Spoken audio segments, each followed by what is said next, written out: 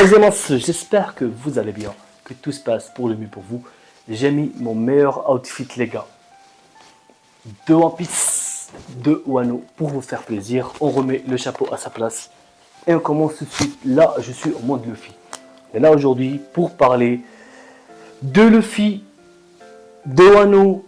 Non, je déconne. On est là aujourd'hui pour parler de l'adaptation Netflix de One Piece. On avait très longtemps attendu, les fans de One Piece. Les gens sont sceptiques.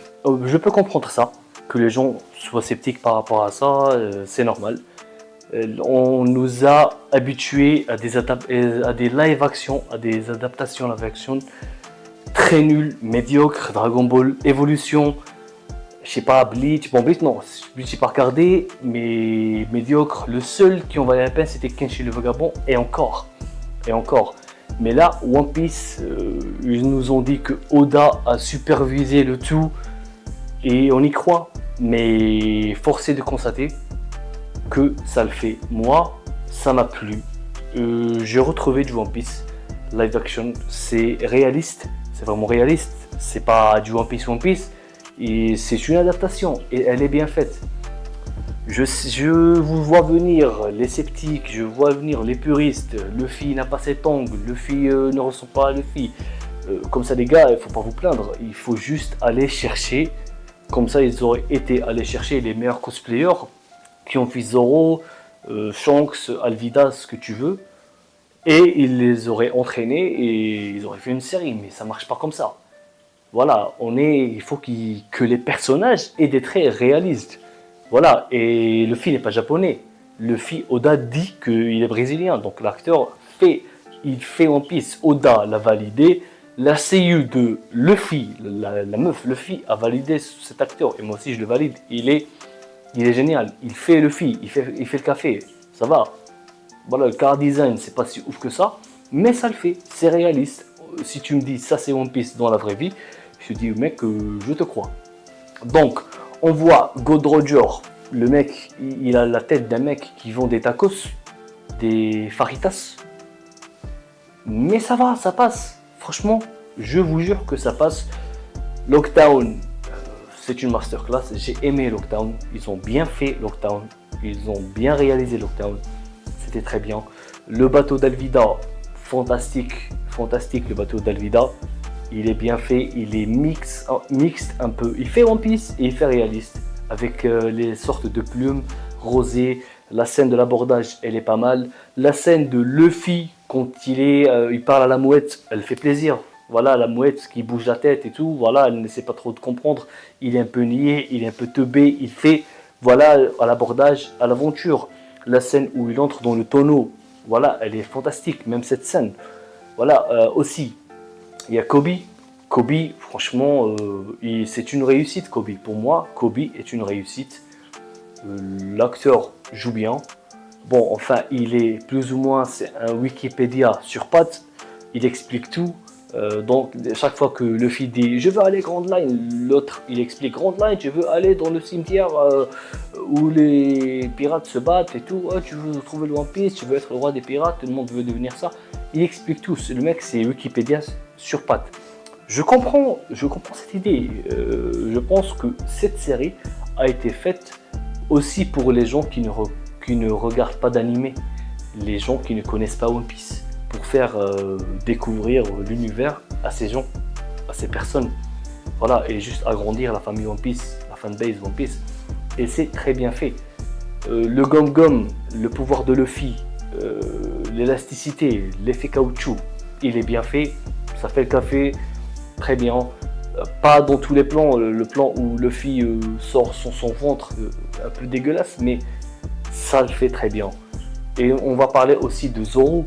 Zoro, le mec a l'air d'un acteur de K-pop, d'un danseur de K-pop ou chanteur de K-pop, je sais plus trop quoi, mais l'acteur est très connu. Il a joué dans Kenshin, c'est une star au Japon le mec. Il a joué dans Senseiya, le Senseiya, le dernier film Senseiya, c'est un navet, mais l'acteur, il est bon, il joue très bien. Je trouve que sa gueule ne fait pas trop Zoro, il est trop beau gosse pour être Zoro. Il a l'air d'un idol, mais ça passe. Pour ma part, ça passe très bien. Les chorégraphies qu'il fait, les fights qu'il fait, son air un peu condescendant, un peu, je sais pas, il prend tout le monde de haut, et là, franchement, ça le fait trop. Nami, franchement, la chapardeuse, la première scène de Nami, quand elle se cache comme ça dans le bateau, après, elle arrive à chaparder le bateau des autres deux pirates débiles, elle est trop belle, elle fait trop Nami, la meuf. Et même les trucs négatifs que je trouve qui m'ont pas plu, enfin, je parle des acteurs. L'acteur de Garp, j'aime pas.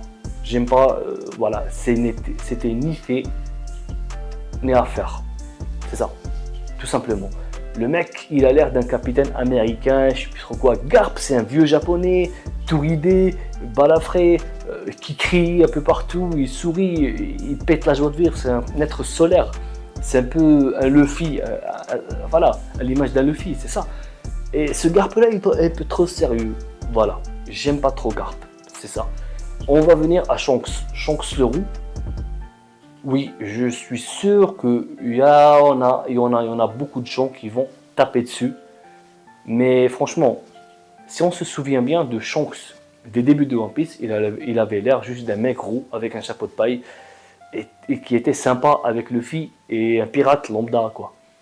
Et il fait, bon, la gueule, c'est pas la gueule, ne ressemble pas vraiment à Shanks. Ils auraient pu mieux trouver, mais l'acteur joue bien. Et il y a une bonne histoire entre lui et Luffy et l'équipage de ceci, cela, voilà. La scène où Luffy se creve presque l'œil, enfin s'il se fait sa cicatrice, je sais pas si c'est dans l'anime ou dans le manga, je m'en souviens pas. Voilà, ils ont aussi improvisé, ils ont fait à leur manière, ils ont changé pas mal de trucs, mais ça passe bien. Ils ont changé la scène où Luffy il va sauver Zoro. Dans l'anime ou dans le manga, je me souviens bien qu'il avait escaladé la muraille pour rentrer avec Kobe et tout, et qu'elle est allée donner manger à Zoro, alors que ici dans l'adaptation Netflix, ils ont fait Zoro qui mange les boulettes de la fille dans le bar. Ils ont changé ça, mais ça passe. Ils ont changé aussi l'introduction de Luffy, enfin l'infiltration, il entre par une sorte de grille d'égout, mais ça le fait aussi, ça le fait très bien. Voilà, la rencontre avec Nami, je sais pas, je me souviens pas, non, je pense pas. Il n'a pas rencontré Nami dans cette base-là, et le colonel, enfin l'amiral ou le colonel, je sais plus trop, avec la hache, je suis désolé, il est dégueulasse. Ce mec-là, il est dégueulasse. Il ne le fait pas. 0 sur 10. Le mec, on dirait un acteur de Nickelodeon ou de Disney Channel. Ça le fait pas. Je suis désolé. Je tape pas sur ambulance, mais ça ne le fait pas. L'autre colonel, il est brun, il est grand, il a les yeux cernés. Je me souviens qu'il avait les cheveux blancs. C'est ça, je sais pas, cheveux blancs. Une mâchoire bien esquintée, rouillée, voilà, lui il est tout propre, tout beau, on dirait un vieux avec voilà, quelques accessoires de cosplay. Ça le fait pas, je sais pas. Bon, l'acteur joue plus ou moins bien, mais ça s'arrête là. Et je sais pas, si je me souviens bien, dans l'anime, il a une sorte de manche qui sort d'ici en bois, une manche en bois qui sort, voilà, avec, voilà, intégré, et je pense qu'ils l'ont pas mis dans ce truc-là. On en vient aussi à Alvida. Alvida, elle est dégueulasse. C'est juste une grosse, voilà, rien du tout. Elle crie un peu partout, mais elle ne fait pas peur. Moi, elle ne me fait pas peur. Elle a l'air d'une prof de maths frustrée, non mariée, au primaire. C'est ça, elle a l'air de ça, je suis désolé. Alvida, c'est ça, à mes yeux, c'est ce que j'ai vu. Maintenant, on va aborder un peu les scènes de combat. L'introduction de Zoro, déjà, l'introduction de Zoro, c'était très bien fait.